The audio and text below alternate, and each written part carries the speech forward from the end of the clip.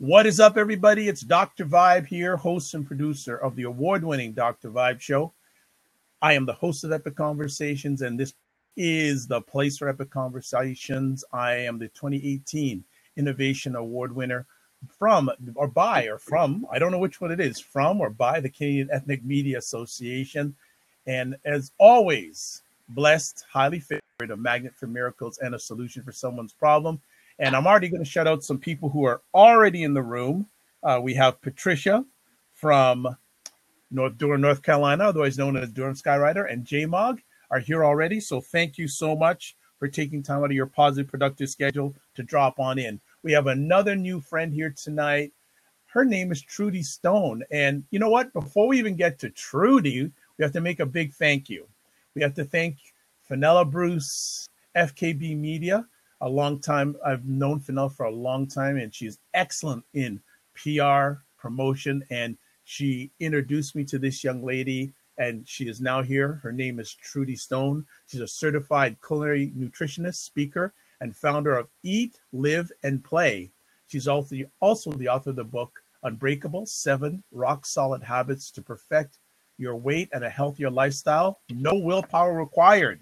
So a little history on her. Miss Trudy, 5 years ago, self-hacked.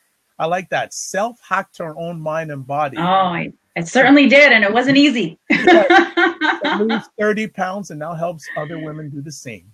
She's passionate about empowering women to build healthier habits and unlock the power of food to build a strong and vibrant brain and body without guilt or restriction.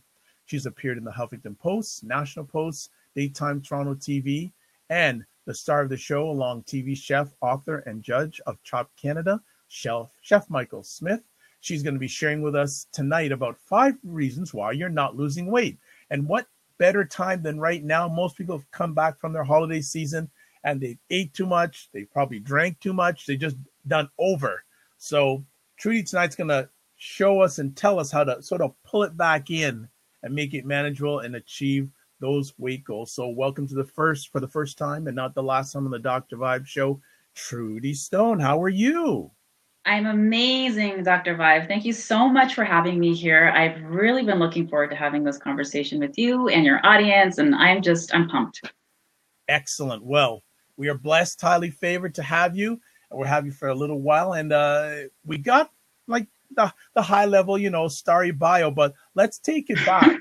Let's learn a little bit more of Trudy. Where did you grow up, schooling, etc.?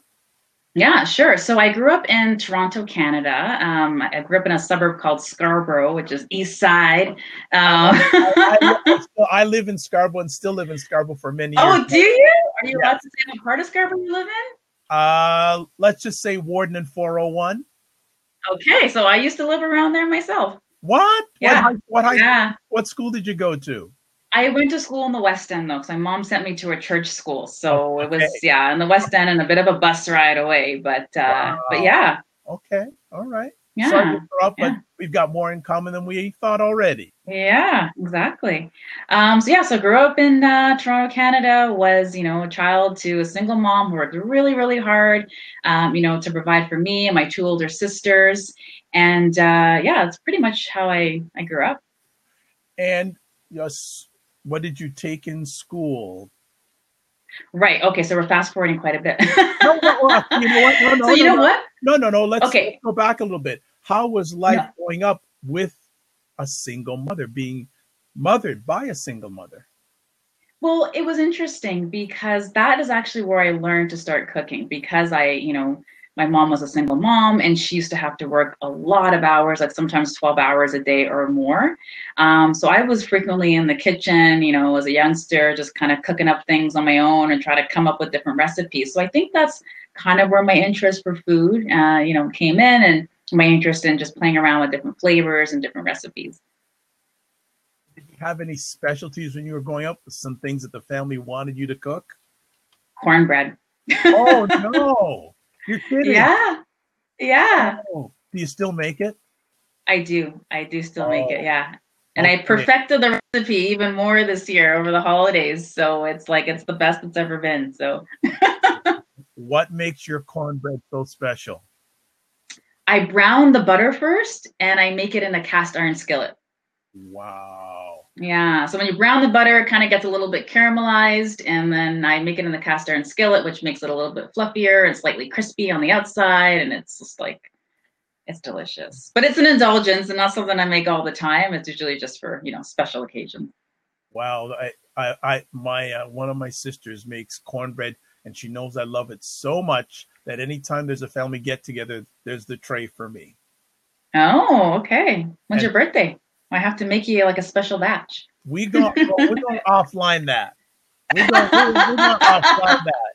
But you know what's actually interesting is one of the most unique cornbreads I ever tasted. There is a chef, haven't seen him in a while, named Anthony Mayer. And he used to be she's chefed on a number of different places. One of them was Harlem downtown. And one day, yeah, I know Harlem. yeah, one day he made me cornbread with actual kernels of corn in it. Nice. Very, very nice. But this, so you had the food thing when you were younger. What did you do with that, and how did you advance yourself in regards to that love of cooking, love of life at a young age? Oh, it's so funny. I'm almost ashamed when I tell people this, but later on in life, what I ended up doing actually was I started my own cupcake company. So what I would do is I would make cupcakes, and I would set up kind of like a cupcake bar. So I'd bring like naked cupcakes to like I did birthday parties, I did anniversaries, I did housewarming parties. So I'd set up the naked cupcakes, and then I'd have like different frostings and different piping bags and different toppings. So people kind of did like a build your own cupcake sort of situation. Nice. Yeah. And is this while you were going to school? No, this was after I graduated school. Okay. So I took communications and advertising in school, and then graduated, and then just, went on to do that. And then, life took a turn when I realized that maybe making cupcakes wasn't the best thing for my waistline. Okay. Before we go any further, I want to shout out to guess who's watching on Periscope, Trudy? Who? Oh, come on. The person I said to you at the beginning that you're really on tests for? Oh, Fenella. Yes. Welcome to Fenella. Hi, Fenella. On Periscope. And also I Can Do Dave from Australia is watching also on Periscope. Okay. Hello. So it's Australia. Really awesome. We've got people on Periscope. We've got people on YouTube. We've got people on Get Vocal. We also have the live audio stream on Mixer. People are listening there. So there are people all around the place, not only on platforms and around the world. So this is good stuff. I love that. That's awesome. Yeah. You were saying life took a turn. Do you want to get into that? Yeah, it did. It did. Well, the cupcake business got really popular, and I had a hard time kind of keeping up with the demand. But then I also... Well, I got engaged. Let's just tell the story of like how it really happened. But I got engaged, and then I realized that making cupcakes wasn't the really best thing for my waistline, especially as I was trying to fit into a wedding dress. So I ended up folding the cupcake business because I kind of fell out of love with that. And I decided that I wanted to lose weight because some things were happening to me that, and I'm sure some people who are trying to lose weight can relate to, but I say that my breaking point one day was when I was in the bathroom. And I happened to be talking to a friend next to me in the stall. Sorry if this is TMI. Okay. But as I'm like buttoning up my pants, the button popped off of my pants. Oh. And then it rolled over into the stall right next to me where my friend was. And I was completely mortified. So that was kind of my breaking point for me. And that's when I realized that, I was tired of blaming my pants. I was tired of blaming my washing machine and my dryer, that my pants couldn't fit. And I decided that I really was going to lose weight this time once and for all and not gain it back. So after that very interesting experience, what was your first move to start losing weight? I started doing a lot of research. I started researching what worked and what didn't, because I knew the things that I had tried weren't working for me. So I'm like, okay, well, what is actually working out there for people? So I started looking at different research studies. I started looking at medical journals, all the boring things that the average person probably doesn't want to read. But I was determined to figure out what was actually working for people and what was actually working out there in the field of science, and kind of crafting a plan of my own to see if I could actually be successful as well at losing weight. Because of course I couldn't afford to have these people at my disposal, but if I was able to follow some of the tactics that they were teaching and some of the things that were successful in these trials, I might have an opportunity to have my weight loss success story as well. Excellent. And I just want to share, I Can Do Dave from Australia said I had my first cupcake on Christmas Day, courtesy of a good friend who has a cupcake business. Oh, amazing. What type of flavored cupcake was it? I'm curious. Well, Dave, if you want to say what type it is, we'll certainly share it with Trudy. So you did a lot of research. And how much time did you spend doing the research? Oh, I would say months. I would say like a good like 3 months.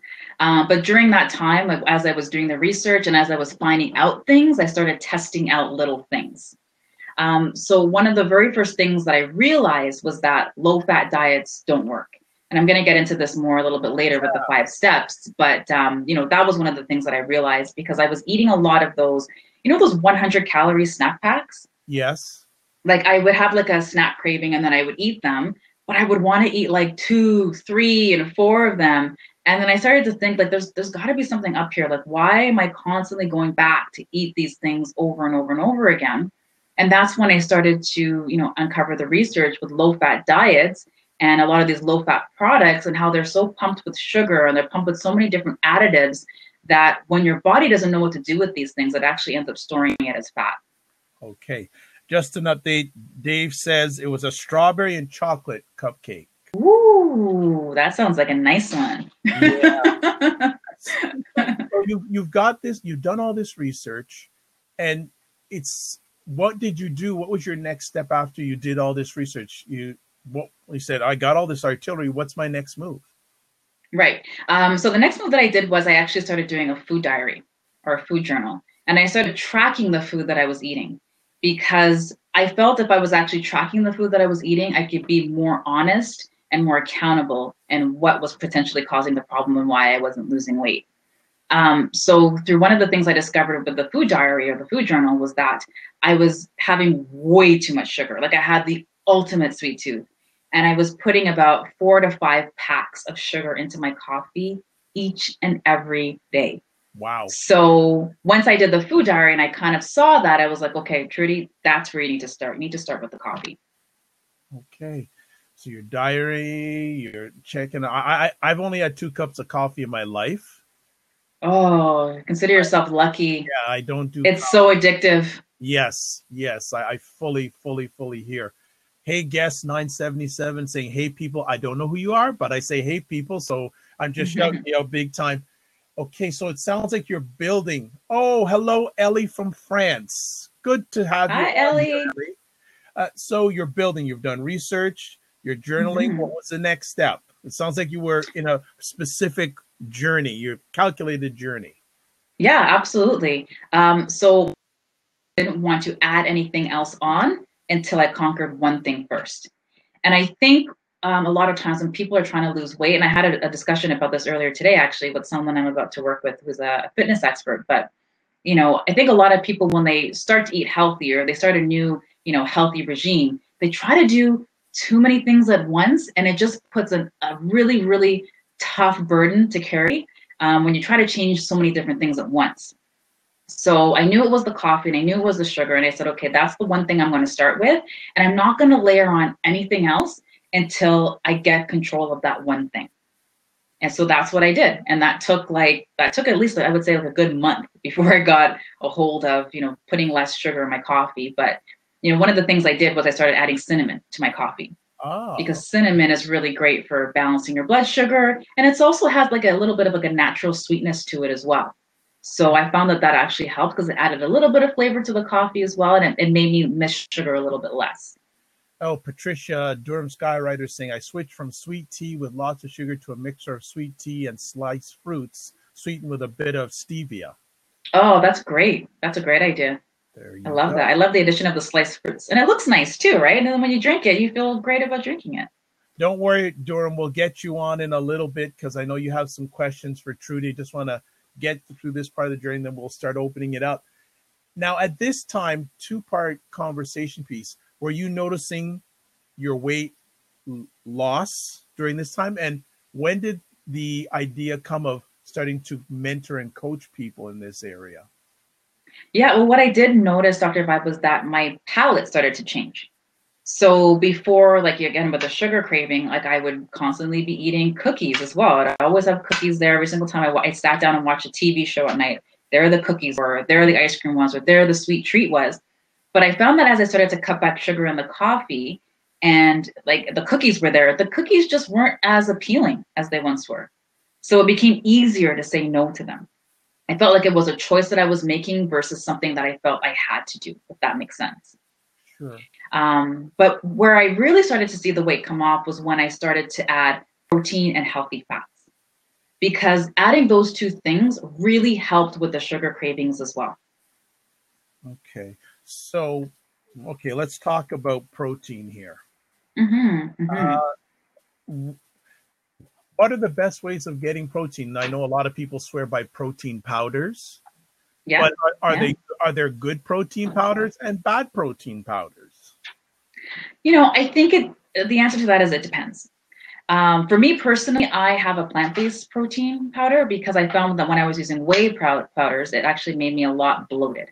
So when I started to experiment with different types of protein powder, I realized that the plant-based powders really were the ones that worked best with my system and were the ones that I was able to more easily digest.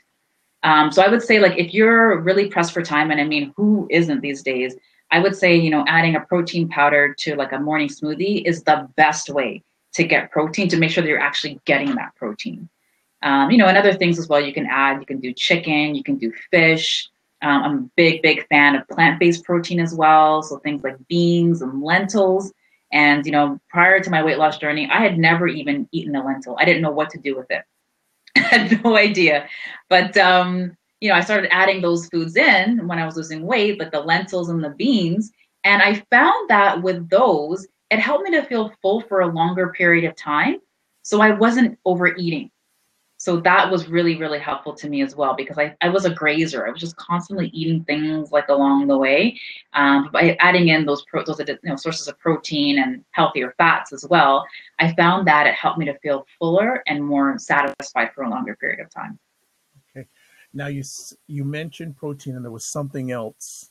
Can't remember what you had mentioned. Protein and can't remember. Healthy fats. Yes. Okay.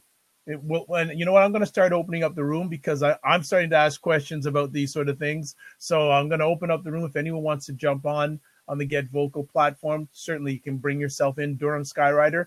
If you have any questions, we're going to make it happen here. With healthy fats, what are some healthy fats? Because when people first hear fat, most people say fat's not good for you. Mm-hmm, mm-hmm. Yeah. So, you should fear not eating fat, because fat is so essential to so many different functions in your body. Not only does it help you with weight loss, it actually helps with brain health as well. So I highly recommend adding more fat sources. I think people are way too afraid to eat fat. It seems like it's, kind of changing a little bit more these days, especially with things like the keto diet. But definitely there's still a lot of people out there that fear eating fat. And you should probably fear eating the low-fat foods more than eating fatty foods, because the low-fat foods, again, are just packed with so many additional sugars and additives and preservatives and the things that your body just can't process. So when your body can't process those things, again, it turns it into fat on your body. But some great sources of healthier fats are things like avocados, nuts, seeds. I really love chia seeds, for example. And cheese seeds was another food that I would never touch because I didn't like the texture. I didn't like the idea of it. But now I can't get enough of them because you can use them in so many things. Like you can add them to a smoothie. You can make them in a dessert. And again, they make you feel fuller for a longer period of time. And they also have these healthy omega-3 fats as well, which is also really great for brain health and cognitive function as well. Ellie from France has made a comment here. Smoothies have way too much sugar. Yes, and they certainly can, depending on what you're putting into your smoothie, because not all smoothies are created equal. So I would highly recommend, like, say, for example, bananas. Okay, so a lot of people are putting way too much bananas in their smoothies. Okay, and I'm not saying don't eat fruits, like that's not the message here, but there are some fruits that are higher in sugar than other fruits. So bananas, pineapples, mangoes, fruits like that tend to be higher in sugar. So what I recommend, sorry, go ahead, Dr. Five. But aren't mangoes good for you? They are good for you. Okay. Yeah, they're absolutely good for you. But what you want to do in your smoothie is you want to add some healthy sources of fat and maybe some healthier sources of fiber as well. Because what that's going to do is it's going to slow down the rate of sugar absorption into your body. So it's going to make it a much healthier smoothie for you. So don't be afraid to add those healthy fats into your smoothie. So for example, add avocado in your smoothie. You can add, again, you can add the chia seeds. You can add coconut oil. You can add MCT oil if you want.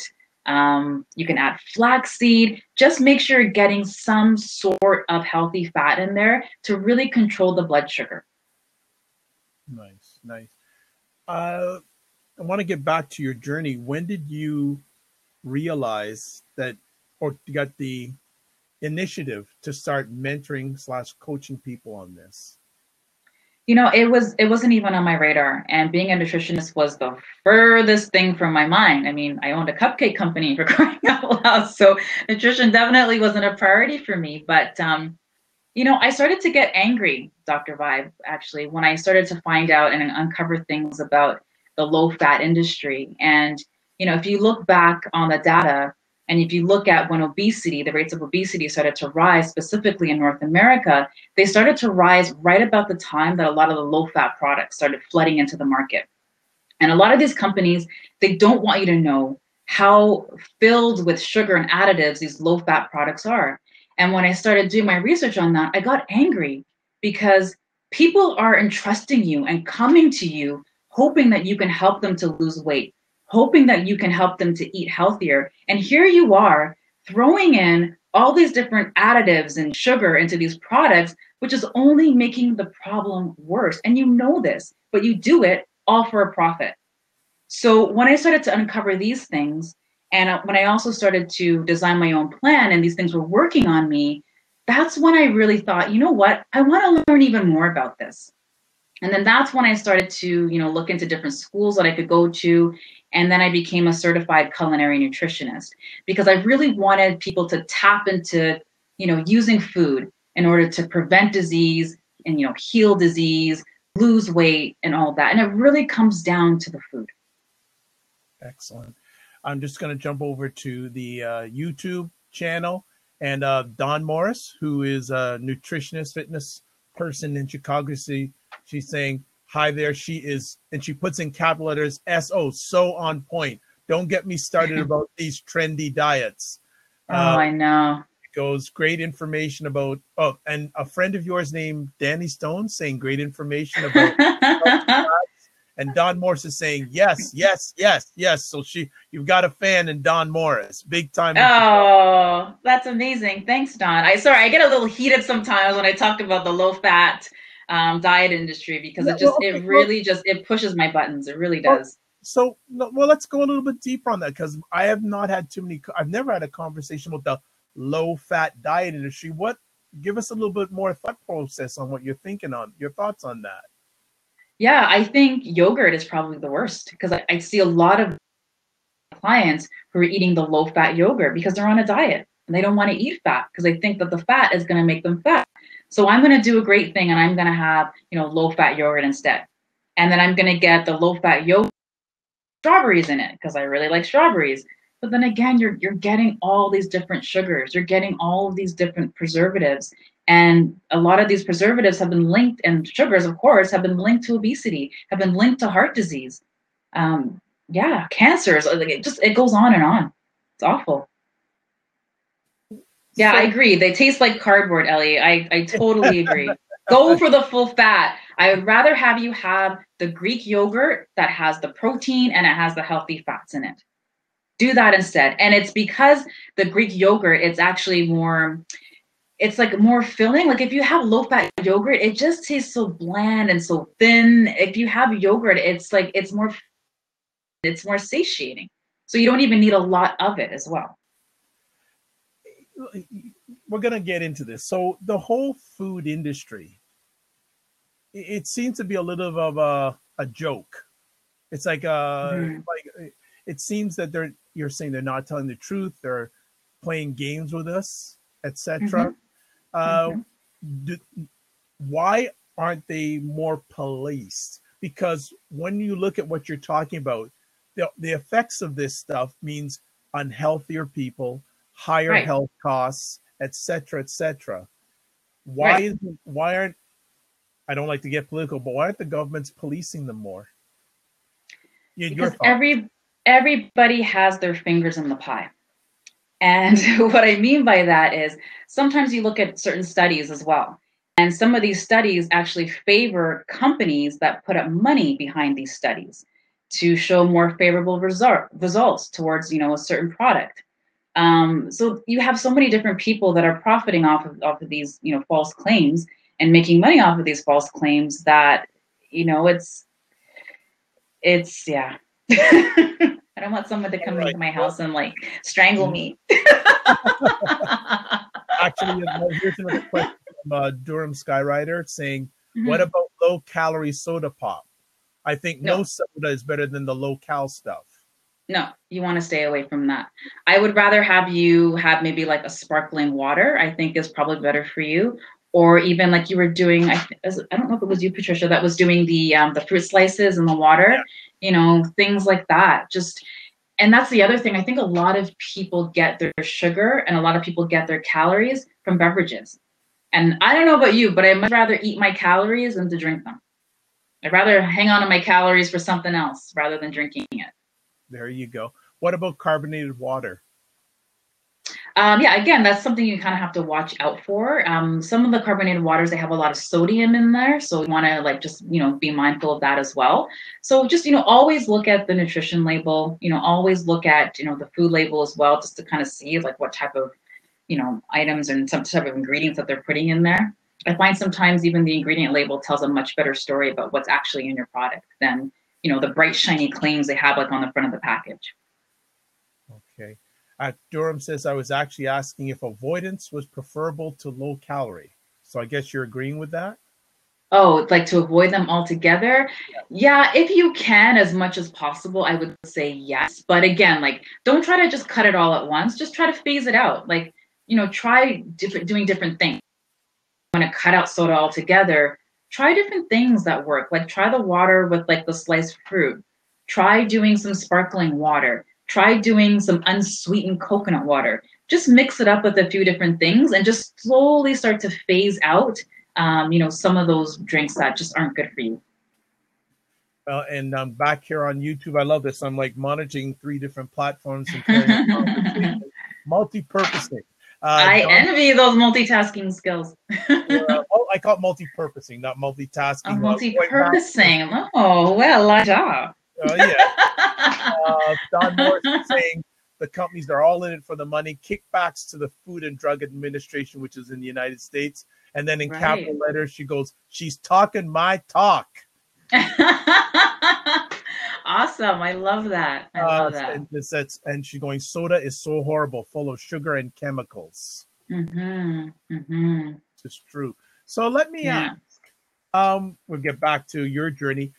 Do you remember your first client and how it happened?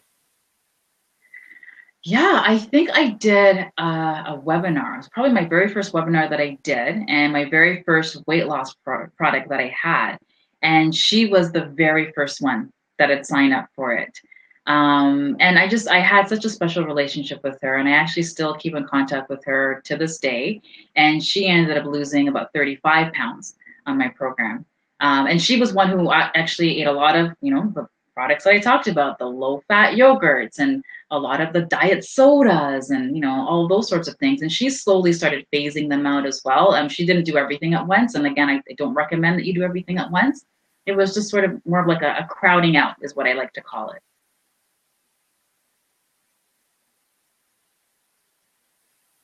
Oh, sorry, Dr. Bob, I can't hear you. You got muted. After that first client, how did things take off steadily? Yeah, for sure. More and more people started finding me. I started doing Periscope because Periscope kind of came out at that time.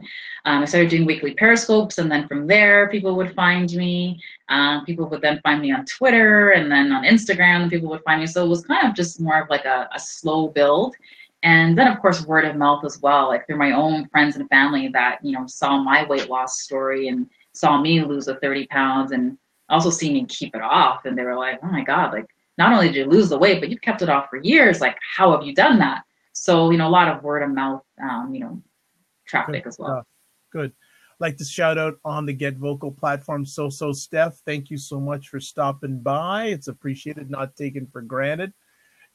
Did you have a celebration when you lost those 30 pounds?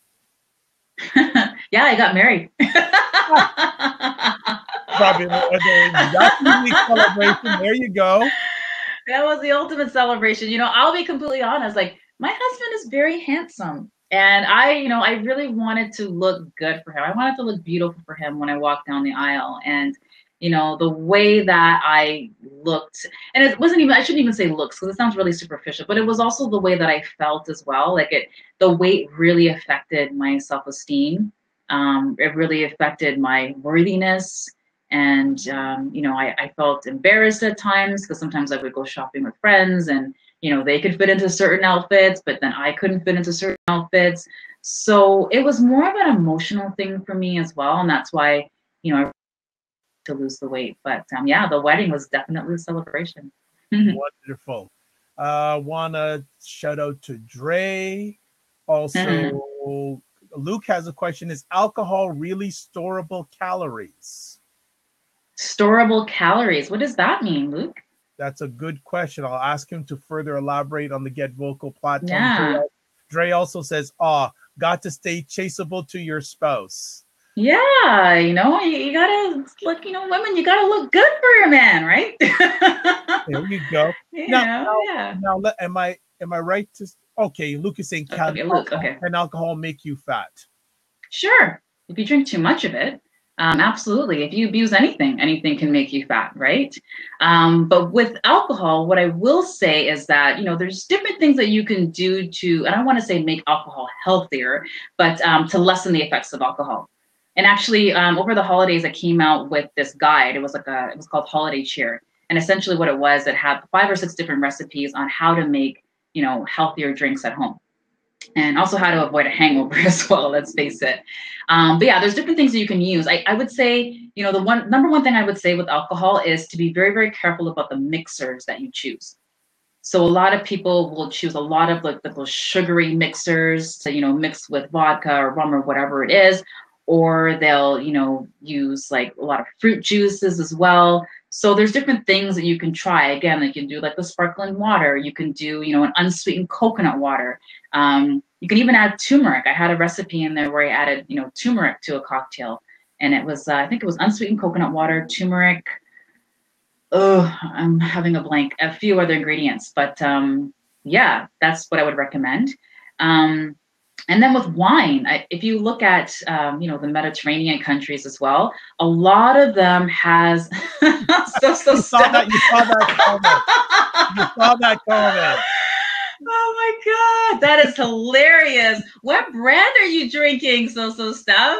Stop drinking that brand. That's a classic. That's a classic.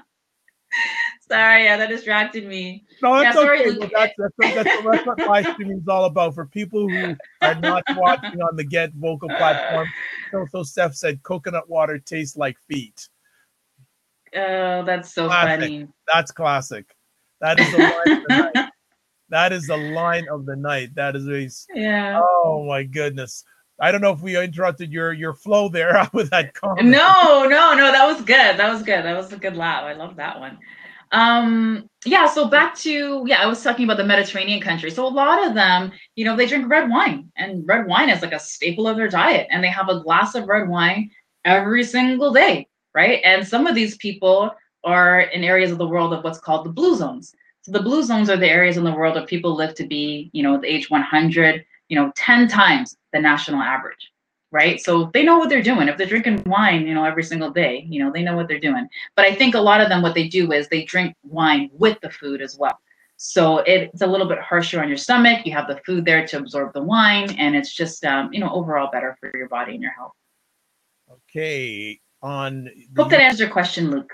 Yeah. Don Morris on YouTube saying, all in moderation, everything. Some liquors are worse than others. She's saying, I don't care for it. Yuck. I guess she's talking about alcohol. So there Alcohol, you yeah. go. No Yeah. problem. And again, My I drink just of choice, let me just tell you what my drink of choice is. It's either red wine or I do tequila, club soda, and a little bit of lime. wow. Those are my two drinks because that drink with the tequila, there's no sugar in there, right? So it's better for you. Okay. All right. Yeah. Just going to encourage again anyone. We have a number of people here on the Get Vocal platform. If anyone wants to come into the room, there are 2 seats open if you have any questions to ask. Now, correct me if I'm wrong, Trudy. Are all your clients women? Mostly women. I would say like 90% women. There are some men there as well, but yeah, like there's been like not very many male clients. I would say 3 male clients. Okay. So definitely the majority of them are women. But I don't like shy away from men. If I'm all the more happy to, counsel more men, and I would love to actually, counsel more men as well.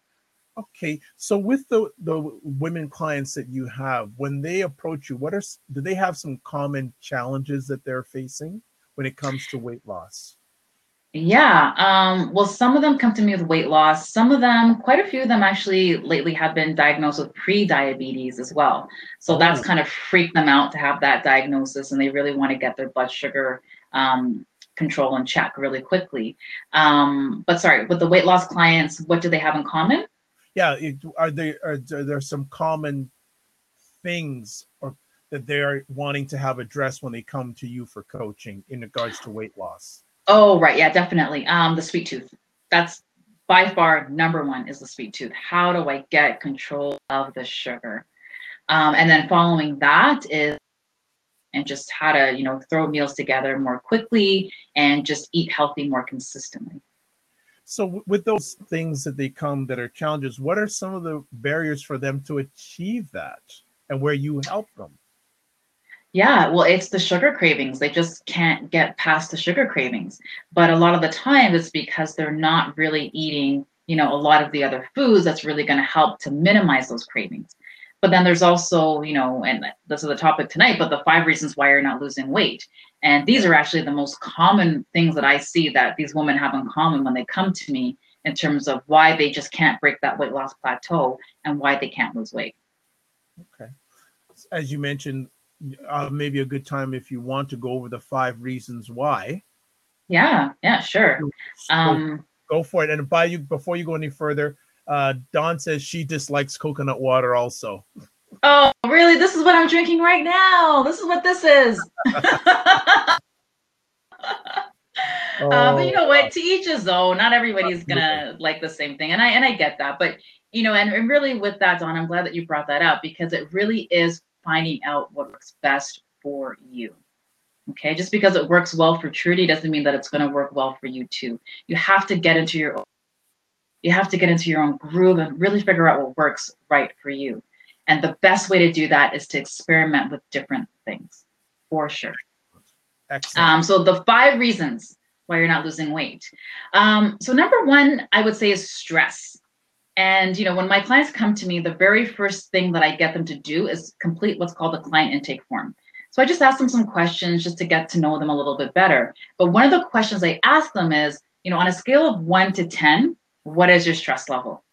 And the majority of the time, they're at a 7 or an 8, which is Wow. a little bit alarming to me, especially if they're trying to lose weight, because a lot of people underestimate, the impact that stress has on your body when you're trying to lose weight. And of course, stress can even lead to things like heart disease. It can lead to stroke as well. And stress isn't always a bad thing. Like sometimes a little stress is good to kind of light a fire under you and keep you going. But when you're in a state of chronic stress, that's when it becomes a problem because that's when your body starts releasing the stress hormone called cortisol, right? And cortisol is excreted by your adrenal glands, right? And it not only does it make it really hard for you to lose weight, it also affects your brain cells as well. So it actually, speeds up aging as well, the more that you're in this high stress state. And studies have also shown that people that have like higher levels of cortisol, they tend to store more fat around their middle. So a lot of muffin tops and, just, a lot more fat around the middle. Yeah. And even if you look at the body composition of some of these people as well, Sometimes you have people that are called like skinny fat, if you might have heard of that term before. But like their arms will be really skinny, their legs will be really skinny, but then, you know, their midsection is, you know, a bit enlarged. And typically when I see that body composition, that tells me immediately that these people have higher levels of cortisol in their system. Number two. Number two, okay.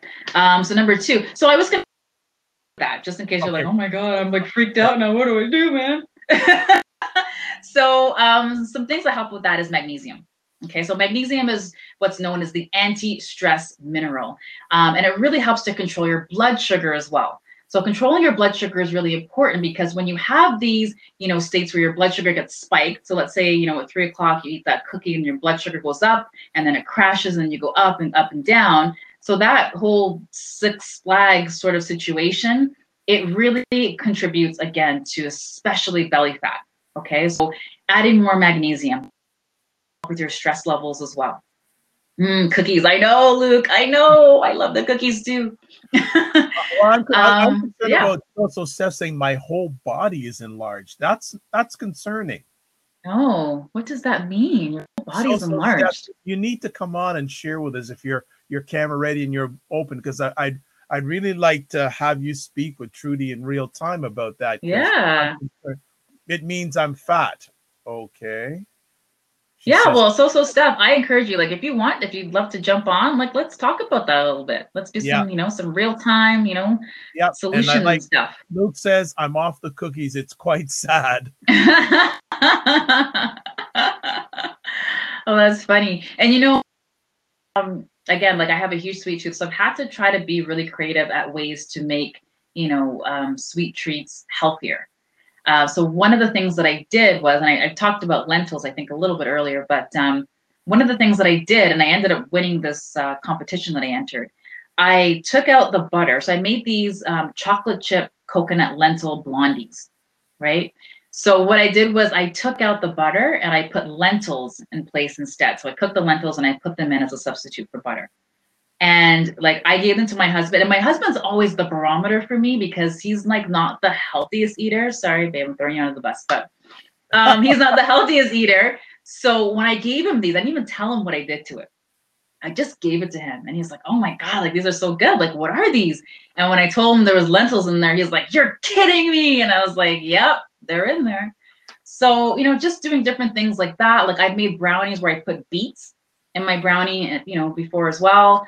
You know, I make these double chocolate cookies that have avocado in them, which makes them really fudgy. You get the healthier fats in there. So I'm always trying to just being creative to satisfy the sweet tooth, right? Nice. So don't give up. Like if you still like sweet treats, there are ways to still enjoy sweet treats. You just have to be just a little bit creative. Okay. On the YouTube side, Don Morris says, oh yeah, that sweet tooth is the killer. Food planning is always a hard one for my clients. Yeah, for sure. And definitely. J Mog on Get Vocal, can prescription medication hinder your metabolism? Can the meds make you gain weight, especially you have to take it every day? I would say that it depends on the medication that you're on. And I think, you know, the best thing to do is discuss any sort of side effects with your doctor first and foremost. But yeah, like certainly there are some medications that you take that can cause you to gain weight for sure. Okay. Yeah. All right. Number two. So number two is high insulin levels. So insulin is kind of like, I call it the maestro for your fat cells. So with insulin, it can actually either take in calories I should say your fat cells can actually take in calories or release calories. So of course, if you're trying to lose weight, you really want to release those calories, okay? So insulin is the hormone that is made in your pancreas. And its role really is to help your body to just shuffle around the sugar from food into your cells, okay? So if there's anything left over, which there usually is, or sometimes is, I should say, it will go into your fat cells and just kind of like park it right there, okay? So this leads to insulin resistance. And I'm just trying to break this down and just try to, you know, make everyone understand possible. But this can lead to insulin resistance, which essentially when, you know, like the cells in your muscles and your body fat and your liver, they start resisting or ignoring that signal the hormone insulin, which is trying to get out, which is to remove those sugars from your bloodstream. And insulin resistance can be a very, very dangerous thing because it can actually lead to obesity. It can lead to, heart disease. It can lead to, diabetes, Alzheimer's, all sorts of things. And the one thing that really causes insulin resistance primarily is a lot of, high carb foods. Okay, a lot of processed foods, I should say, and refined foods. Okay, and then refined foods are things like, all the processed foods where it's so completely processed that it just removes all the nutrients from it. It removes all the fiber from it.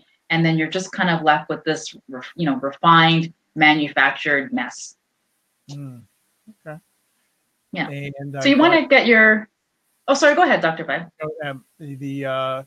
Dawn is saying her eldest daughter is a pastry chef and she's always experimenting with different ways to make sugar sweets healthy. Some have been. Oh, that's awesome. Ooh, that sounds great. Yeah, that's awesome. Yeah, it's just, I wouldn't say completely give up on it. I would just say, find a healthier way to enjoy your favorite foods.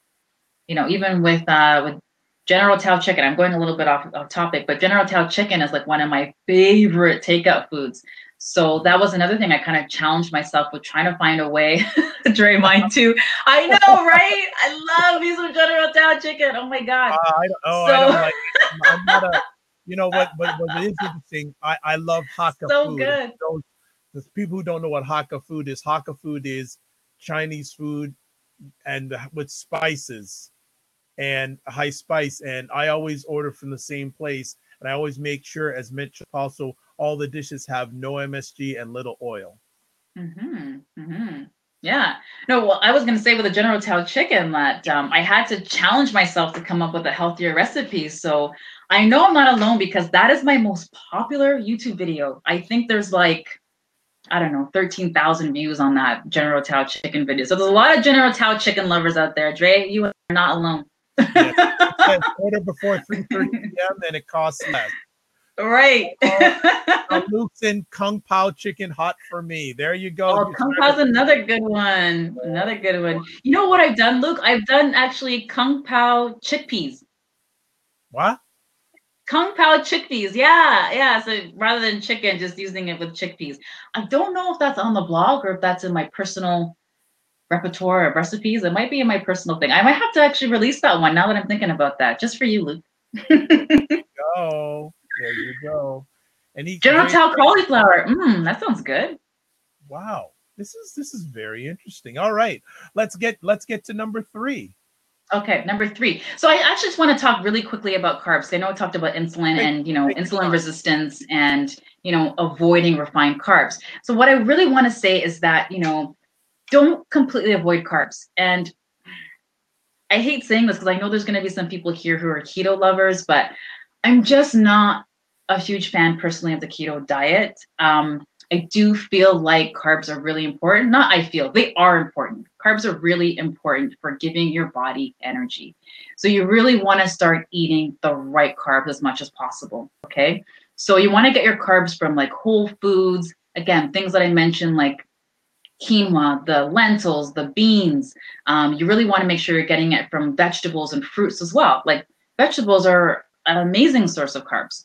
Okay, and there's also, there's great ways that you can prepare vegetables where it doesn't have to suck and then it actually tastes great.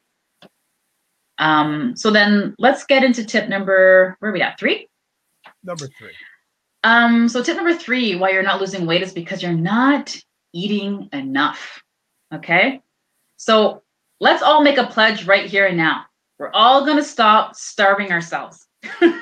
Okay, because hanging on to one carrot stick all day long for dear life is not going to do you any favors. And I see so many women doing this. They're counting the points. They're counting the carrot sticks. Okay, I got 6. No, I'm supposed to have 5 carrot sticks. So take that one out and put that one over here. No, like stop doing that. When you're not eating enough, you're not doing your body because it's sending a signal to your brain that you're in starvation mode. Okay, and then once your brain gets that signal, then it starts to slow down your metabolism. So you definitely want to make sure that, you're eating enough foods. I like including a lot of foods, especially with fiber, because I think a lot of high fiber foods are foods that are going to make you feel full. It's going to, bridge that gap and not, have you overeating all the time. Yeah. And a lot of people are not getting enough fiber in their diet either. Okay. What are some easy sources of fiber? Yeah, again, going back to, beans, lentils, dates are a really great source. Just vegetables in general are a great source. Raspberries are actually one of the top sources of fiber as well. Okay. And raspberries are really great for removing toxins from the body as well, which is another reason why high fiber foods are so important, because they help to eliminate, as we know, what fiber does, right? Helps you Yep. go to the bathroom. So it helps to eliminate those toxins from your body, which is so important when you're trying to lose weight, that you're not, hanging on to any of those toxins. Wow. Good stuff. Good stuff. Mhm. Number 4. Number 4 is that you're not getting enough sleep. Okay, it is time to put some respect on sleep once and for all. And sleep is just such a hot button topic. And when I used to work in the corporate industry, a lot of people used to brag about, like, how little sleep they get. Oh, well, I only got like 5 hours of sleep. Oh, you think that's something? I only got like 3.5 hours of sleep. Like, we've glorified like not getting enough sleep. Okay, when sleep is so important for your body, just on a whole, in general, for overall health, but it's especially important to your body when you're trying to lose weight. And I might actually share like a fascinating study in a minute, but when you're asleep, your body is really hard at work, again, to repair itself and to, release a lot of the powerful fat burning hormones that's really going to help your body to burn off that fat and help you to lose weight. Okay. So people are really just not understanding the value of sleep and how important it is to have sleep. And I think if people really understood how much sleep affects your body composition, they put a little bit more respect on sleep. Okay. So I was going to say there was actually a study. I can't remember exactly when the study was done, but there was a study that showed that compared 2 groups. So there was one group that was getting about 8 hours of sleep a night. And then there was another group that was getting about 5.5 hours of sleep a night. And they found the group that was getting more sleep ended up burning 55% more fat. 55% just by getting more sleep, just by that one thing alone. Okay, so sleep is so important when you're trying to lose weight. Very nice. I just want to go back to comments here. Don is saying Korean bowls, yummy. What I think one of the hardest thing for people is cooking for themselves. If you eat your own food, you know what's going into it. Right. And also, And she says, I never tell my clients to give up carbs. Carbs are energy just like protein. oh, I too am not a fan of this whole keto thing. thank you. It's another extreme and another way of people to starve themselves. Right. And and the other thing with the keto diet, I will say really quickly, and this is not a keto bashing. Again, it's whatever works for you, but I just find it really restrictive. And I think if you're on a plan that's very, very restrictive, it might work in the short term. And yeah, you might lose the weight. But what happens in the long term? What happens with the sustainability of keeping that weight off? And so those are the studies that I'm waiting for right now when it comes to the keto diet. I want to see, because now we've seen so many studies at how successful people have been with losing the weight, but it's almost like The Biggest Loser. Like, they go through these extreme measures to lose the weight, but what happens to these contestants after they leave the show and they exit the stage? So I really want to start seeing that research for the keto diet as well, that shows me how these people are able to keep off the weight, how long they've been able to keep off the weight. So that's kind of the studies that I'm waiting to see. But I'm not a fan of jumping on any particular diet bandwagon at all. Yeah. But I see Dre had, a comment here. He says, when I lay down, I'm in bed for a couple hours before falling asleep. Yeah, you know what, Dre? I suffer from that as well occasionally, and I have a lot of racing thoughts. It's always like, oh my God, did I turn off the lights downstairs? Oh my God, I have to send this person an email tomorrow. Oh my God, I have to make sure that I do the laundry so I have clean underwear. Like, there's just so many things like racing through my mind. And I actually feel like, I don't know if that's what your issue is, Dre, or not, but I just keep like a notebook beside my bed. Or sometimes I just record like a voice note. I'll take my phone and I'll just record a quick voice note just so that I have it somewhere. Because I find when you just clear your mind from those things, then it's almost like your brain's like, oh, okay, great, I can relax now and I can go to sleep. But the one thing that's really worked for me, Dre, is meditation. And I was not a person who would meditate a couple years ago. Like I had no interest in it. I thought it was very woo-woo with the whole meditation. But then I actually tried it and I was like, okay, let me just try this meditation thing just to see if there's anything to it.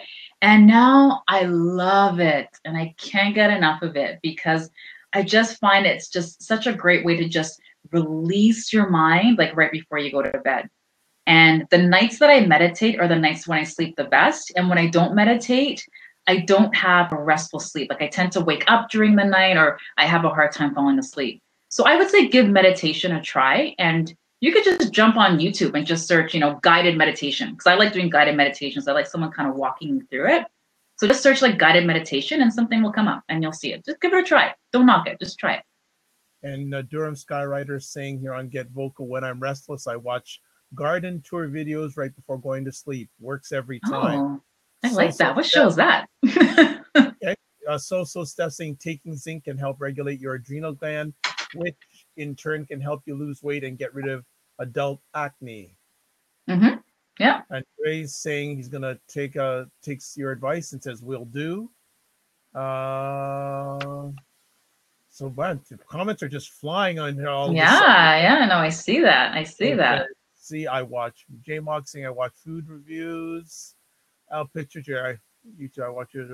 Okay, there we go. So we got a lot of participation going on here. It's very good. I love that, guys. Keep it coming. Keep it coming. If there's any other questions you have, like feel free to throw them in the chat. Don is saying back here on YouTube, as a personal trainer, I have to push clients to eat.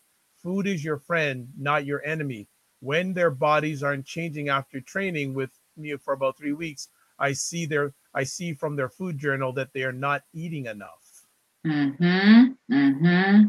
Oh, it's so funny. Like, Don, I love you. I don't know who you are, but I love you. Maybe we'll have to get both you guys on together. So I just did a Facebook Live actually about this just before I jumped on this broadcast. Because right now I'm doing a free challenge. It's like a weight loss challenge that I'm doing. It's called Drop 5 and 5. It's a 5-day weight loss challenge. So today was day 1 of the challenge. And the one thing that I shared was the importance of keeping a food journal or a food diary for losing weight. Because one of the things that it does for you is that you have that awareness. Because again, like you're just kind of going about your day, you're thinking that, okay, I'm not doing that bad. I only had, that one cookie or, that little cupcake, the strawberries and cream cupcake over there. I had, but yeah, when you actually, log, you have that awareness of, what you're eating, when you're eating, how much you're eating it. And the one thing as well that I covered, I think I had it here, like I shared this food journal with everybody on here, but this is the free template that I kind of gave people. And so along here is like the days of the week. And then like down here along the side was like breakfast, lunch, dinner, and the times. And the thing about the times is that you might notice when you're doing your food journal that, hey, I had breakfast at 8, but I didn't have lunch until 2 o'clock. Right? Which is not great because now you're putting your body into that starvation mode. So again, like going back to the food journal, it really helps you to uncover a lot of different things. So I'm glad that you mentioned that, Don. And she says she listens to someone named Louise Hay to calm down. And then she says she loves you too, giggle. Yeah, I love YouTube too. Yeah, Louise Hay, she's awesome. She's amazing. Like, rest in peace. She's no longer with us. But yeah, no, she has some just such amazing just writings and books and meditations and mantras. And yeah, if you need any sort of like positive uplift, I definitely recommend checking out Louise Hay. And also here, Trudy mentioned her drop 5 and 5 challenge. If you're in the on the platform here on Get Vocal, I've put the link to it in the chat section. So if you just hover your mouse over the link, you will see it. You'll go right to it. So, and I'm also just going to put it now also on the YouTube channel, the Drop 5 and 5 challenge link. So if anyone wants to go for it, they just need to click on the link that I'm providing here. And you're good to go. She'd love you to. I would love to have you guys on the challenge. Well, Just there, to give you like a really quick synopsis of the challenge. yeah. So the Drop 5 and 5 challenge is designed to help you 5 pounds and beyond. Because sometimes you just need a little bit of a push just to get a little bit of a jump start, so you get that motivation and you get that momentum to keep going, right? So I think once you see those first results and you see that, hey, I've lost like 2 pounds, 3 pounds, 5 pounds, it's like, okay, I can do this. I got this. So again, it just goes back to really like the small wins and just getting that motivation and getting that momentum under your belt to keep. So that's really what the challenge is designed to do. And again, it's 5 days, started today, so you can still join. It's free. Goes until Friday. And at the end of the challenge, I'm giving away prizes to the most engaged people in the community. So there's also prizes up for grabs as well. So if you're competitive, then yeah, it's definitely for you. So what made you come up with this challenge? Yeah, I do a challenge typically every January because this is the time of year that people want to start, eating healthier and start, having healthy eating habits again and sort of clean things up. So I figured, this is the time where people are looking for that support. They're looking for that guidance. And some people as well, like they want to lose weight, but they just don't know where to start. Like, I just need someone to just let me know, like, what do I focus on here? Where do I start? So that's also what the challenge is designed to do, to kind of give you like a starting point so that you know exactly what it is that you need to focus on, to really help you to be successful at losing weight. Excellent. So how was day one? Day one was great. Day one was busy. But yeah, no, day one was great. People are participating. People are asking me questions. Some people are shy, so they send me things, offline. They sneak into the DMs and stuff. But yeah, I highly encourage people to, post their pictures because they're daily assignments every day for the challenge. And it's nothing like deep. It's just, to just help to give you some accountability, really help you meet your goals. But yeah, so those daily assignments, I ask people to post them either in our Facebook group or on social media and tag me, because I feel like, when you put something out there to say, hey, you know what, like I'm doing this, I feel like when other people see you doing it, it's almost like, okay, now there's that accountability. Like now I put it out there, so I need to like stick to my word and need to follow through with this. So yeah, there's something also very powerful about that as well. Well, a long-time person I've not heard from in a while, Kiana Rodriguez, saying great topic for the beginning of the year. Thank you, Kiana. In regards to your journey, I guess two-part conversation piece. How is what you're doing now different than when you started? And are your clients different now than when you started? Oh, that's a good question. So how it's different now than when I started, like when I first started, I was focusing a lot on weight loss. And that was because of the success that I had with losing weight. But then I evolved to healthy habits because a lot of people have started asking me like, okay, that's great that you lost the weight. Like, you have a lot of great weight loss tips, but like, how do I do this every single day for weight management? Like, how do you keep the weight off? Like, how do I just eat healthier more consistently? And so I sat down and I thought about it. I was like, well, what do I do? Because I don't really think about it anymore. I just kind of like do these things, right? And then I realized, I was like, holy crap, it's habits. That's what it comes down to. It's just having healthier habits. And that's why, I hate to keep doing all these plugs, but I need people to understand, like, this is why I wrote the book about habits, because when you have habits, it removes the challenge of overthinking things. It removes the overwhelm. It removes the frustration. It removes you having to just constantly rely on willpower, which sucks. And willpower is like a muscle that can get overused. There's studies that show this. I talk about this in the book. There's studies that show that willpower can get overused, just like any other muscle, right? So yeah, so that's why I gravitated into healthier habits, because I wanted people to understand, here are some of the things you can do to not only eat healthy more consistently, but, live a healthier life overall.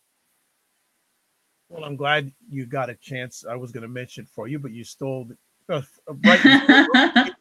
You kick your own thunder. You broadcast your own thunder.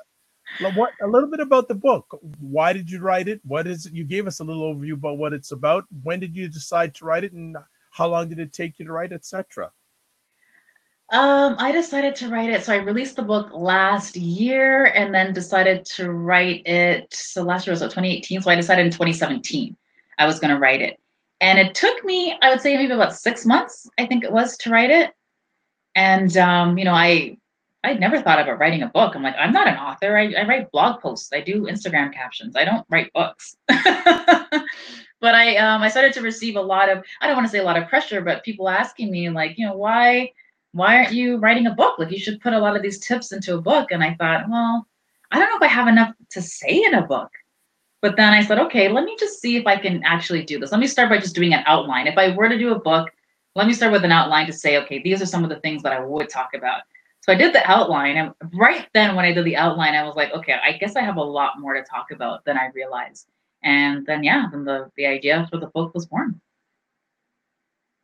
And I always like to ask this from first-time book writers. Do you remember the moment when you held your first completed book copy? Yeah, and I cried. When it came from Amazon, so they did the proof, they sent me the proof of the book. And, just, I see it here, even seeing it here is like a little bit of a trip, but, being able to just like hold your book in your hands, like seeing my big face on the front, it was just, it was a sense of accomplishment, it was a sense of just following through with something and having the discipline to follow through with something, to see it through to completion. And then also, the fact that this was actually going to help to change people's lives. And I said, even if there's only one person that buys it and it changed one person's life, then I'm happy with that. I'm good with that. But it was just really important for me to get this information out to people, because a lot of people are succumbing to diseases that, are preventable through diet. Again, like heart disease and stroke is like the number one killer in North America. Cancer, of course, is right up there as well. And a lot of these things can be prevented through diet. And I thought if I could just give back by just helping to, save one life or just help one person eat healthier, then it's worth it. Nice. Just update here. Dawn is saying the food journal really does keep you honest and on point. It changed my perspective while on my own weight loss journey. She says, Mm-hmm. in regards to Louise Hay, she says, yes, I miss her, though I never met her. You Can Heal Your Life changed my life. Oh, me too. It's one of my favorite books of all time. Yeah, she's Yeah. saying, wow, so funny. I also changed my approach from fitness to health, and there is a difference. 6 months, Mm-hmm. girl. She goes, 6 months, girl. You are my hero. I've been working on mine for a while. You have inspired me. Thank you. I have work to do. You got to schedule it. You got to schedule it. That's what I say. And really, like, honestly, with the book, like I scheduled the time in the calendar and I held that time sacred. So if somebody said, Trudy, hey, let's go to a movie or let's do this, I'm like, you know what? No, I'm writing my book. I'm on a mission to help people. Like I've carved out this time to work on my book, and I'm sticking to this time to write my book. So that was a huge help for me, just putting time blocks on my calendar. Um, You have whether it's just like a few hours on the weekend and like a couple of nights, during the week. Yeah, you have to, because really that's the only way. If it's not in your calendar, I feel like it's not going to happen. Yeah, time block it. Use the Pomodoro effect. Yes. Just use that too. That can be very helpful. Don is agreeing with you in regards to heart attack and stroke, saying yes, Black women are being hit hard by this. Right. Yes. Yes. I actually met a doctor at a talk that I did a couple months ago, and a Black doctor as well. And he was talking about, the incidences of diabetes, specifically in the Black community. And he said, you wouldn't believe how many amputations I've had to Oh, do because of diabetes. I oh, was like, really? He's like, yes, I've had to do like so many amputations. And I've always heard of it, but I never actually heard it from somebody who had actually done it. right. So yeah, that was a bit eye-opening for me. Okay. Wow. J Mog is saying something about jasmine tea. That's nice. I like jasmine tea too. I do a jasmine like green tea. I like that as well. It's nice. It's very fragrant, jasmine tea. It's nice. Right. Yes. There we Hmm. go. Yes. You'll Yeah, it smells so good, right? yeah. Yeah, totally, Yes. J Mog. Doesn't smell so good. Well, I think we're going to start winding down because we're on longer than you expected to be on. So I don't want to steal your sleep time. I know, but we didn't do tip number 5. I just Oh, go realized. for it. No, absolutely. No problem. And here's still social Steph is saying my son's father died from complications of diabetes, leading to Oh, kidney failure and a coma and ultimately brain failure. He was 38. oh my God. Wow. Oh, geez. So Steph, I Wow. am so, so sorry to hear that. My Yeah. my deepest condolences. I can only imagine how difficult that Wow. must have been. And stories like that, social stuff is exactly, why I do what I do. Because I just want to, even if it's like I said, even if it's just one person that I get through to, like it's worth it. And there's just so many studies that show time and time again that, a lot of these diseases can be prevented, through diet and through proper nutrition. So it's just about just educating yourself, right? Jumping on, a live stream like this and just educating yourself and just finding out like what are the foods that you can eat? Like how can you really make a difference in your life and in your health as well? Again, I'm so sorry to hear that, social stuff. My condolences. Also, Don Morris is following up around your comments about the doctor who said about amputations and with a number of black individuals, and she says I would believe it because I've seen it, and Mm. also so Steph is saying it's serious. Yeah, yeah, absolutely. Absolutely. I don't want to make it a racial thing, but definitely in the Black community, there are a lot of people who are, more susceptible to these diseases, even more so than other cultures as well. So of course, with me being Black, I mean, obvious, it's something it's affected, touched me very personally and very deeply as well. Okay, number 5. Okay, so number 5 reason why you're not losing weight is because your metabolism has slowed down. And this is also another hot button topic like sleep. Everyone's talking about metabolism. How do I get a faster metabolism? So I found that resetting your metabolism is one of the best ways to break a weight loss plateau. And the reason why people or many people get a slow metabolism, there's lots of different reasons why, but I feel like the one that stands out the most for me is the yo-yo dieting. So a lot of people, they lose weight, gain it back, lose it, gain it back. Like they're constantly on this hamster wheel of just this yo-yo dieting, which completely throws your hormones out of whack, completely throws your body out of whack, and then ends up slowing down your metabolism. So a lot of as you get older, your metabolism slows down. And yes, age does play a factor and it has something to do with it, but it also has to do with your lifestyle choices as well. So again, I talked about like the yo-yo dieting is definitely a contributor. Environmental toxins is also another contributor. Stress, we talked about stress earlier. That's also another contributor to slowing down your metabolism. And again, a lot of those low-fat products and those processed foods, another contributor to slowing down your metabolism. Okay, fantastic. We got through the Mhm. 5. Yay! That's awesome. Oh, well, here we go to Donna saying, thank you for this, Miss Trudy. I hope to meet you someday. I hope so too. And my condolences to So Steph and her family. Don also says, but it is a racial thing. It's okay to say it. Yeah, yeah, no, I think it is. And I feel like a lot of people in the Black culture are turning a blind eye to it and not really wanting to talk about it because it's, anytime there's something that's uncomfortable, people don't like to talk about it, right? But I do think that, I wish that it was something that was, you know, talked about just a little bit more for sure. Thank you, Oh, Luke. thanks, Luke. That is massive. Thank you. And Alexander, part of the Get Vocal team, is on Get Vocal with us. Thank you, Alexander, for Hey, stopping by. Alexander. Appreciated. Uh, if you have some more time, we see the labels of all these products in our stores. What should we be looking for if we want to lose weight? And on to that, is eating healthy expensive? So I would say with food labels, the one thing you really want to avoid that stands out far and above everything else, high fructose corn syrup.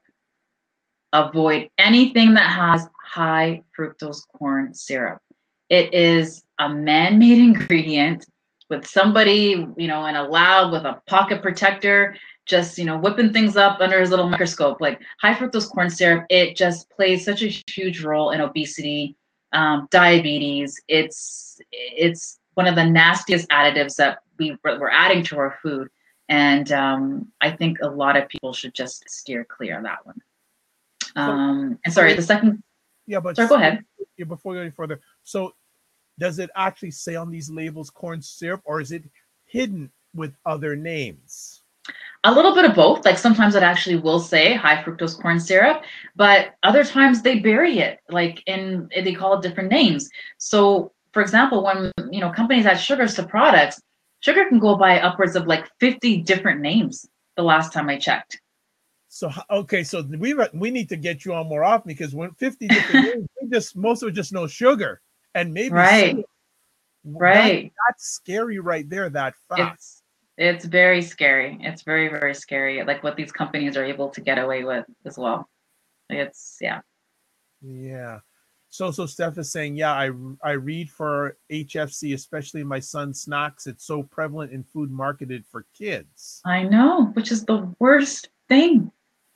It's the worst thing. Like when kids are growing, like they need the right nutrients to help them grow, to help them thrive, not nutrients that are going to, have them to lead to obesity or lead to cancer or those sort of things like later on in life, right?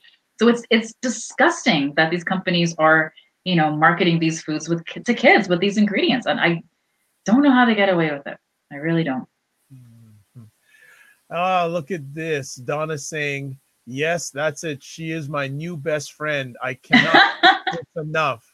And Mr. Danny Stone is saying, awesome job. Great information. Well, you better say that. Thank you. Thank you. And I just want to comment to Steph for just one moment. Yeah. So you said rather he gave plain old sugar. So what I would want to have you try, Steph, is coconut palm sugar.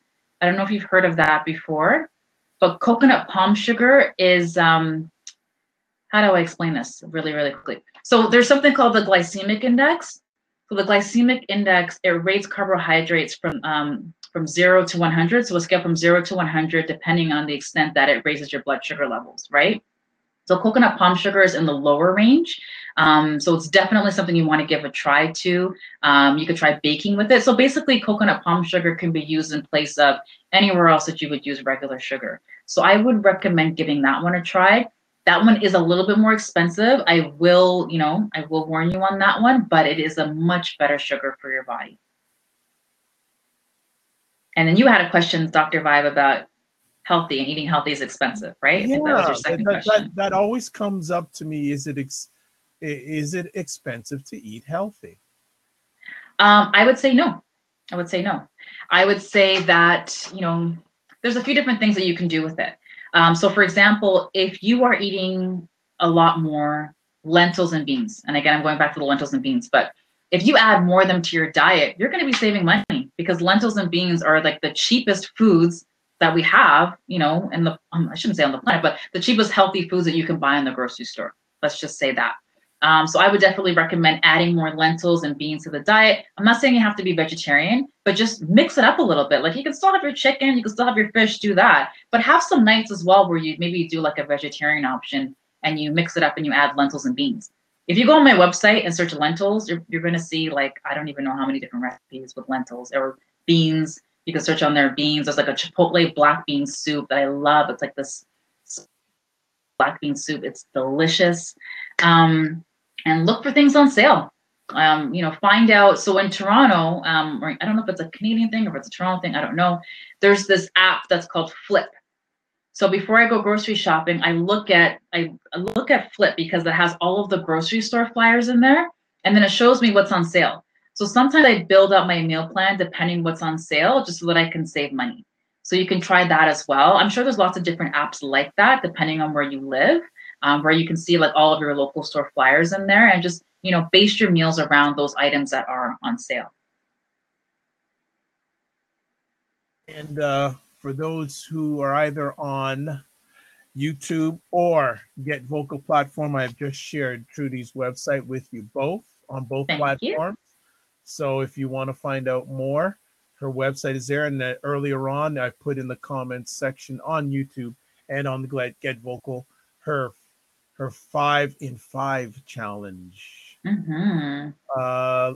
And Dawn is saying here on YouTube, eating healthy isn't expensive. One of the things I do if asked is go to grocery shopping with my clients to show them how cheap it is to eat healthy. Right, exactly. And she I call it eating like my ancestors. I love that. That is so true because they didn't have Ritz crackers back in those days. Didn't have Chips Ahoy. There's none of that. Michael's saying facts. Agreed. Agreed. That's right, Michael. That's right. Good. This is really good. Anything else you want to add to us? Add for us. Sorry, to us. For us. Yeah, I would say, and I talked about this a little bit earlier, I think near the beginning of the discussion, but if you are trying to lose weight, if you are just trying to eat healthier, again, I would say start small. I know at this time of the year, it's really tempting. Like you have big ambitions, you have big plans, and you want to overhaul everything and you want to eat healthier immediately. And, I recognize that, and that drive is amazing, but don't set yourself up for failure. Just start with one thing. Okay, start with that one thing, get that win under your belt, and then just add the next thing onto it. Don't try to change everything all at once. Wow, that is good stuff. Dawn is saying beans, brown rice, poultry, fish, and a bunch of greens. That's right. Yeah, absolutely. This has been an epic conversation. Oh, thanks. I think so too. This was great.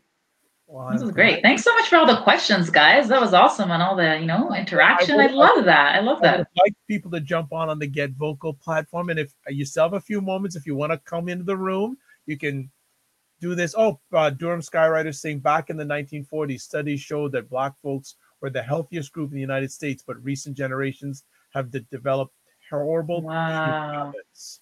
Oh my God, that's crazy. And the other thing too is like when you look at other countries as well. So if you look like Hong Kong and a whole bunch of other where they didn't have like the Western foods, they didn't have the McDonald's, they didn't have the Burger Kings. They were a lot healthier before too. But now that a lot of those fast food restaurants have crept in, you're noticing that the health of the people in these countries is also deteriorating as well. So, there's something to be said for that. Absolutely, Patricia. And Dawn on YouTube is saying, I'm clapping right now. I love Dawn. Well, folks, I'm going to see.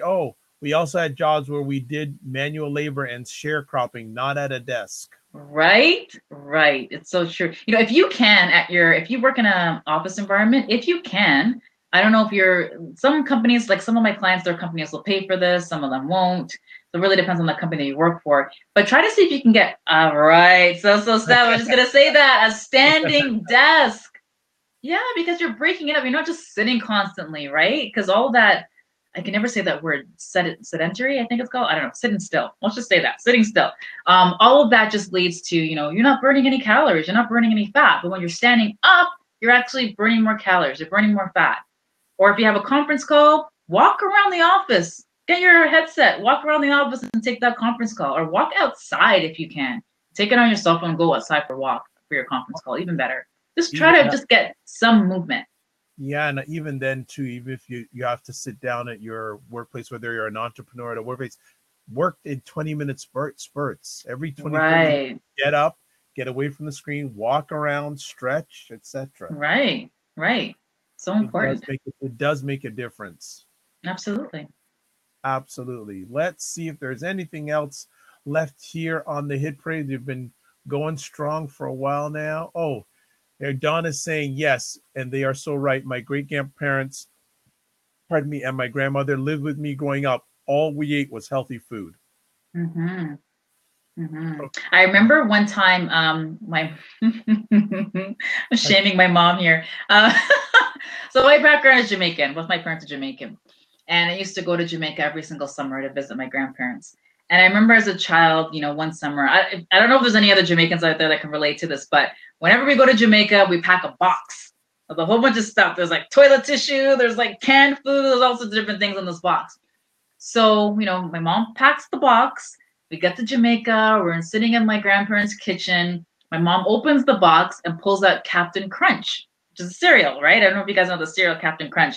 My grandma lost it. She was like, "What is this food?" She's like, "No, you're not eating this. Like, no, this is not, we're not even touching this. Like, how are you feeding this to, Trudy and so on and so forth?" So there's something to be said for, yeah, I mean, your ancestors, they definitely didn't eat a lot of that, packaged processed food. And I mean, my grandmother lived to be 101 years old. So there's something to be said for that. Wow. Yeah. Dawn is also saying her grandparents were from the deep south, by the way. No fried foods and a bunch of veggies and greens. Nice. Yeah. That's good. So there we go. Folks, I think we're going to call this a wrap. It's been another epic conversation here. And and I know that, as I said, Trudy needs to get her sleep. It is approaching my bedtime. Yes. So we're going to start wrapping up. So Trudy, any final comments, and where can people find out more about what you are doing? Yeah, well, you can find me over at eatliveandplay.com. If you go on my website, you'll see at the top, there's a link there to join the free challenge. You can do that. All my social media handles are, from the website as well. But on Instagram, I'm, at Eat, Live, and Play. On Instagram, I also have a free Facebook group community. I would love to have you join the community. And, I'd also like to have you buy the book as well. Build those healthier habits there. So yeah, lots of ways to get in contact with me. And if you have any questions, there's an email address on my website. Just shoot me an email and I'm happy to answer any questions you guys have. Wonderful. Well, what I'm going to do before I close out. Oh, Luke says, always interesting topics and guests, Dr. Vibe. Well, thank you so much, Luke. I received that. That is fantastic. So let me go. Thank you, Luke. On the Get Vocal platform. Thank you, J-Mog, Trudy, Durham Skyrider, who's been, I think, Durham Skyrider and Luke have been here almost since the beginning of our epic conversation. We've got Ellie from France. We have also, just scrolling down quick here. Also, we had So Steph, we had Dre, Michael, Alexander from the Get Vocal team. Thank you so much. And I followed you back as a friend. So we will keep in touch and you'll know more what's going on with the Dr. Vibe show, epic conversation. I will do it again. Just quickly put Trudy's website address in the comments section. Very quick here. Give me a second. And Eat, Live, and Play. Here we go. Copy. So I'm going to do that. I'm just going to put the website address. I'm not going to say, here's her website. I'll just put it in the comment section. Okay, cool. So that's there. And I'll also do it on YouTube again, just for everybody. Oh, thanks, Michael. That's awesome. Thank you. Okay. Dawn says her ex-husband is Jamaican Afro-Cuban descent. So there you go. Okay. Let me just see. So again, on the YouTube end, Dawn, some guy named Danny Stone, and hanging out on Periscope, U4Site, News Fan. Again, big shout out to Fenella Bruce of FKB Media, who brought us Trudy to our wonderful conversation. Daryl W. Fenella. Happy work week. I Can Do Dave. That was on the Periscope side. So myself, I am Dr. Vibe, host of the award-winning Dr. Vibe show, 2018 award winner, innovation award winner from the Canadian Ethnic Media Association. If you want to catch replays like this or live conversations like this, these days, come to Get Vocal. But if you want to catch replays are available on my YouTube channel. You go to YouTube, put in the space, DR period space, VIB space, SHOW, and you'll catch almost 500 replays of conversations like this. If you want to catch audio replays of my epic conversations, best thing to do is go to my website, the drvibeshow.com. You can go to also Apple Podcasts, iHeartRadio, Stitcher Radio, TuneIn Radio, Google Play Music. Selected audio replays are also available at thegoodmanproject.com, WJMS Radio out of New York, and Mile High Radio out of Denver, Colorado. I'm a certified empowerment coach. So if you'd like to get a complimentary session with me, go to the website, go to the top of my website, click on Contact the Dr. Vibe Show, and you can send me an email or send me an audio message right from my website. You can also touch base with me on Twitter at DRVIBESHOW. I'm also a brand ambassador for the only online magazine dedicated to African Americans in food, wine, and travel. The name of the magazine is Cuisine Noir Magazine. The website is cuisinenoirmag.com. If you are a business entrepreneur and you'd like to get some media promotion, I run a service called Getting Media Coverage, where I help businesses and entrepreneurs get media promotion so they can elevate their business, product, or service.